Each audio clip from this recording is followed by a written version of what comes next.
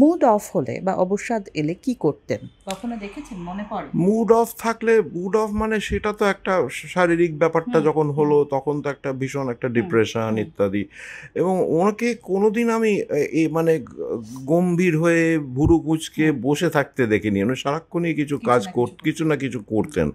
এবং মানে না করলেও হয়তো মিউজিক শুনছেন বা শুনছেন, কারণ ওর প্রথম প্রেম ছিল ওয়েস্টার্ন ক্লাসিক্যাল মিউজিক, এবং সেটা শেষ দিন অবধি ছিল।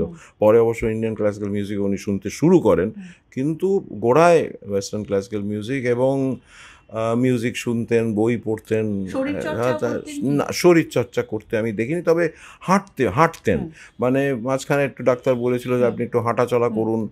তো তারপরে যেটা হতো যে উনি বাইরে নেবে, কিছু দূর হেঁটে হঠাৎ একটা গাড়ি এসে থামলো, মিস্টার রায় আপনাকে কোনো লিফট দেবো, এরকম একটা ব্যাপার। কাজেই মানে উনি দেখতেন যে হেঁটে কোনো লাভ নেই, মানে এত বারবার একটু মানে থামতে হচ্ছে, গাড়ি থামছে তাতেই। এবং মানে ওই রকম একটা স্ট্যাচারের মানুষ হাঁটা রাস্তা, কলকাতার রাস্তা দিয়ে, ওটা একটু প্রবলেম আছে। কাজে উনি তারপরে বারান্দায় হাঁটতেন, আমাদের এই যে বারান্দাটা আপনারা দেখছেন সেখানে হাঁটাচলা করতেন। এবং হ্যাঁ, ওরকম শরীরচর্চা করতে মানে সেটা আমি দেখিনি, কিন্তু উনি ভীষণ খুব মেপে খেতেন, এবং ওই দিক থেকে একটা ব্যাপার ছিল।